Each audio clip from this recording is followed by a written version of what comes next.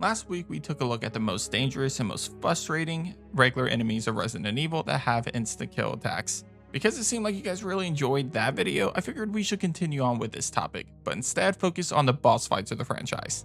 While regular enemies with insta-kill attacks can be more annoying to deal with than bosses due to their unpredictable and multiple encounters, some of the bosses with insta-kill attacks can still pose a major threat to the player. Before we get started, let's lay a few ground rules. If you watched last week's video, then most of the rules will carry over to today's list, except that we'll instead be focusing on the boss fights of the franchise, not regular enemies or mini bosses.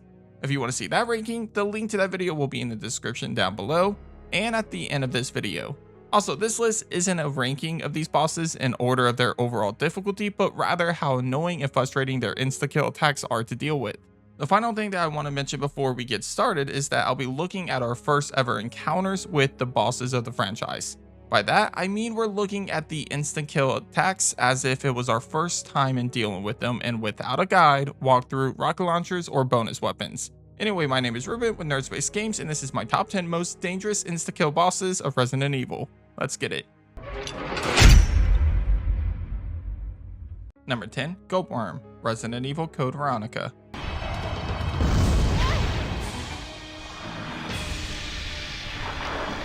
The Gulp Worm appears in Code Veronica twice, but it's the encounter with Claire that we'll be focusing on with this list.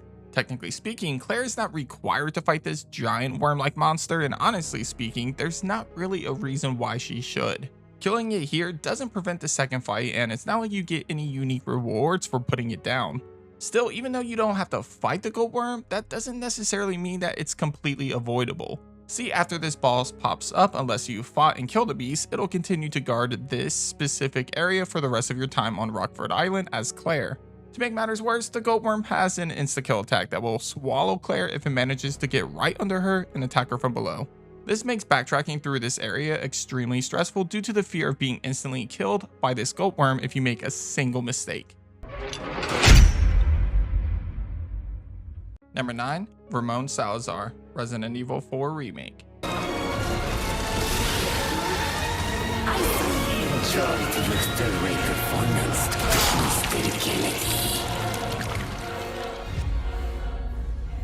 Like most bosses on this list, Salazar is pretty annoying to fight against, but not because of his insta-kill attack, hence why he's so low on this list. Regardless, both the remake and the original Ramon Salazar can instantly kill you. In the original RE4, Ramon's insta-kill attack can only be used when the player is in a specific area. As long as you don't find yourself wandering over to the center section on the top floor of the battle area, chances are that you'll never find yourself getting caught by this attack. It's in the remake where things get slightly more difficult in terms of his insta-kill attack. Since Ramon is more mobile in the remake, it's only natural that all of his attacks are the same way as well, including his insta-kill attack. During your fight with Ramon, he'll sometimes begin charging up an attack that'll basically send him flying towards you, in which he'll kill you immediately if the attack lands. Thankfully, he's extremely slow when using this attack, and there's plenty of time for you to avoid him by either putting enough distance between you guys or even better, hiding behind something. Number 8, Baby Monster, Resident Evil Village.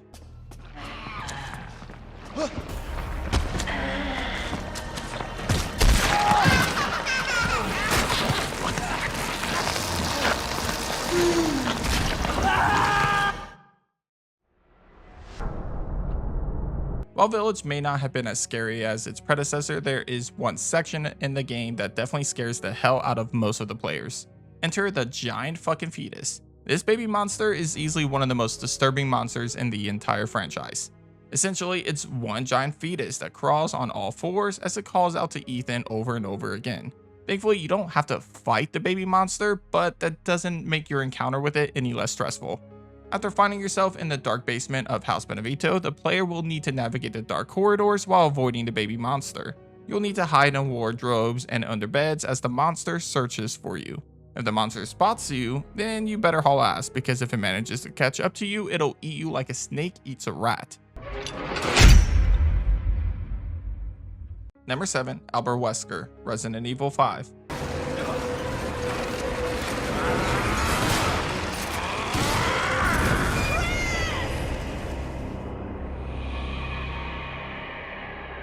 Despite having some of the most frustrating boss fights of the franchise, RE5 surprisingly lacks bosses with insta-kill attacks. As a matter of fact, the only one that stands out enough to crack this list is none other than the king of villains himself, Wesker. Excluding the QTEs, the only time that Wesker has an insta-kill attack is in the final fight against him. After reuniting with Sheva after punching the fuck out of a giant boulder, Chris and his partner make their way to the center of the volcano for one final showdown with Wesker. As a matter of fact, if you don't move to the center of the battle area, Wesker can actually instantly kill Chris or Sheva by knocking them into the lava. However, this isn't the only attack that can instantly kill the player. Even after you reach the center of the volcano after shooting his weak spot enough, Wesker will do a massive attack that will create a vortex around him. If the player is too close to Wesker when he does this, then they'll immediately get knocked into the lava and die. This attack isn't exactly the most difficult to avoid thanks to the clear sign he gives before executing it, but with such a small battlefield, you could easily find yourself being caught in his deadly trap. Number 6, Nemesis Final Stage, Resident Evil 3 Remake.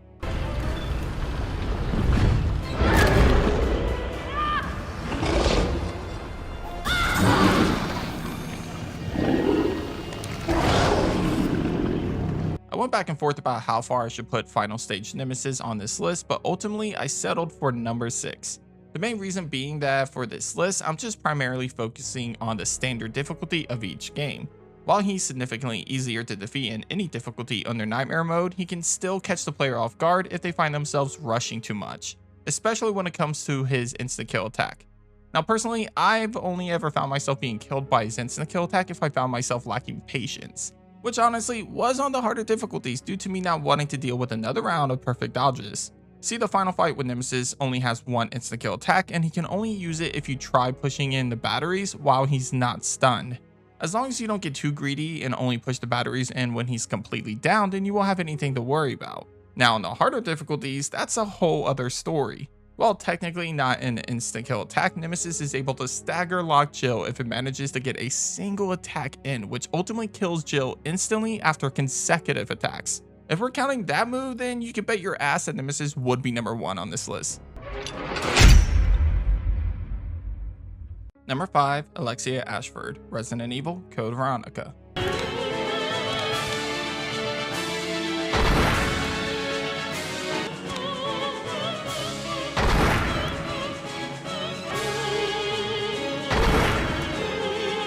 As we make our way through this list, you'll notice that almost every single boss fight in Code Veronica features an insta-kill attack. First the Gulp Worm, and now your first fight against Alexia. And I'll tell you now, this won't be the last either. Anyway, the player faces Alexia twice in Code Veronica. However, outside of a brief moment in which Chris has to shoot Alexia before she reaches Claire, only her first fight features an insta-kill attack.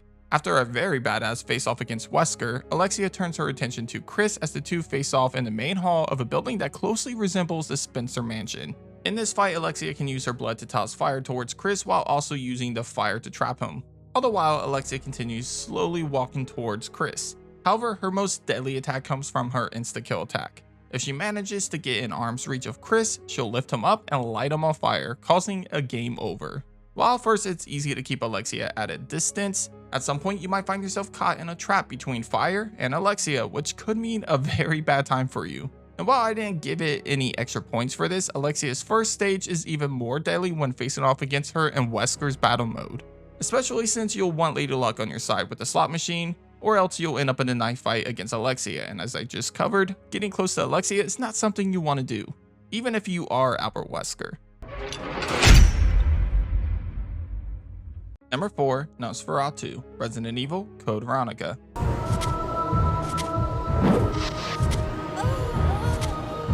Surprise, surprise, yet another boss fight in Code Veronica that features an insta-kill attack. This time we turn our focus to Alexia's father, aka Nosferatu. This fight takes place on a rooftop, and if you couldn't guess from the location of the fight, Nosferatu's insta-kill attack comes from knocking you off of the roof. In this fight, Claire will need to keep her distance while using a sniper rifle to hit Nosferatu's weak spot. As a matter of fact, if the player gets a perfect shot, this could end the fight right away. Unfortunately, hitting the weak spot perfectly while also keeping your distance is easier said than done. What makes this attack so frustrating is its reach. These limbs can poison the player and, if he gets close enough to you, can knock you completely off of the roof if you find yourself too close to the edge. So to recap, Keep your distance, but not too far to the point where you can't see him anymore. Avoid his attacks, but don't get too close to the edge. And yeah, get good at sniping fast. Number 3, Super Tyrant, Resident Evil 2 Remake. Not good.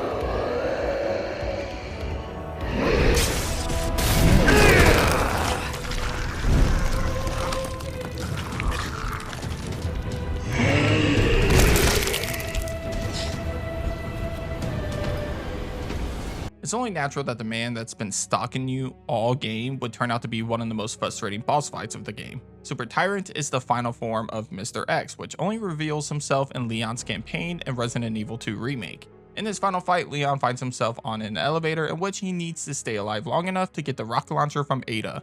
Until that point, the player will need to keep Mr. X at bay by dodging his attacks and shooting his weak spot.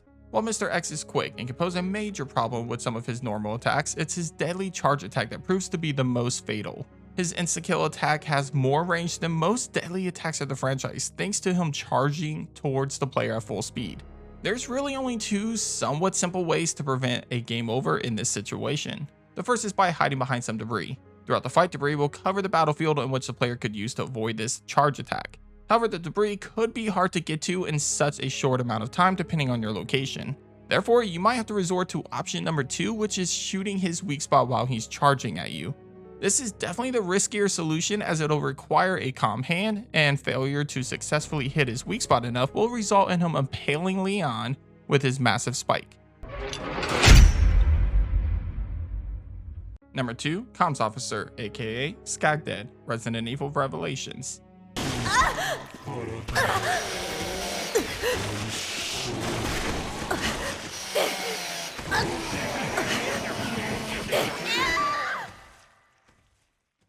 Even though Scagdeads appear multiple times throughout the main story of Revelations, the first fight against the comms officer in the cafeteria remains as the hardest of the bunch.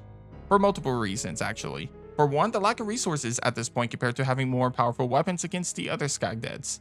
The other issue in this specific fight is the continuous horde of ooze monsters that attack you while fighting the comms officer.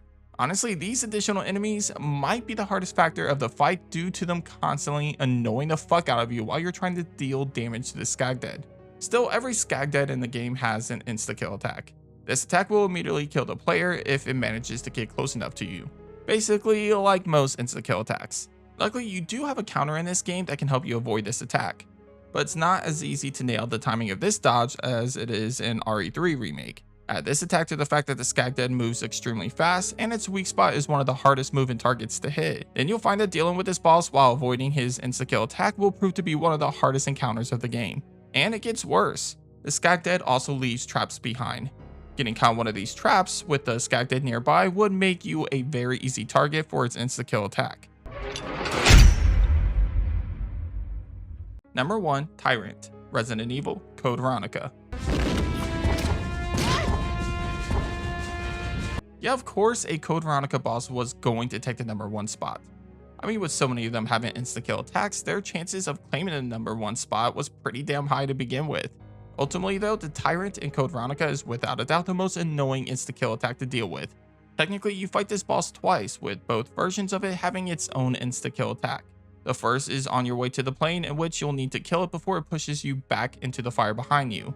This one isn't so bad, as all you have to do is keep firing powerful weapons into it. It's the second phase that becomes extremely frustrating to deal with. While on the plane, you'll come across the Tyrant one last time. In this fight, the back of the plane is open, which acts as the way you'll need to defeat the boss, while also posing as your biggest threat. See, in this fight, you're in a very small battlefield. To make matters worse, in half of the battle area, if the Tyrant does a charge attack, he'll knock your ass out of the plane, killing you instantly. To defeat him, you'll need to weaken him enough to the point where he starts leaving behind a blood trail. Once that's done, you can activate the cargo box and send him flying out of the plane. Once you know what you're doing, this fight becomes a lot easier, depending if you were smart about your resources, and if you managed to hold onto the green arrows for your bowgun, killing him would be a breeze. But for most of our first time against this monster, we found ourselves limited on resources, and to make matters worse, we probably didn't create multiple saves and completely screwed ourselves. For that reason, I had to give the Tyrant's insta-kill attack the number 1 spot due to the small battle area and the lack of resources in this game. Well, that's it for this episode of Nerd Space Games. Hit up the comments and let me know what you think of my list. Is the Tyrant in Code Veronica the most dangerous insta-kill boss of the franchise, or is there a different boss that deserves that title? Let me know down below. Anyway, if you haven't already, be sure to subscribe to my channel for more survival horror content. Also, leave a like on today's video if you enjoyed today's topic. But thanks for watching, and as always, I'll catch you guys on the next episode of Nerd Space Games. Take care.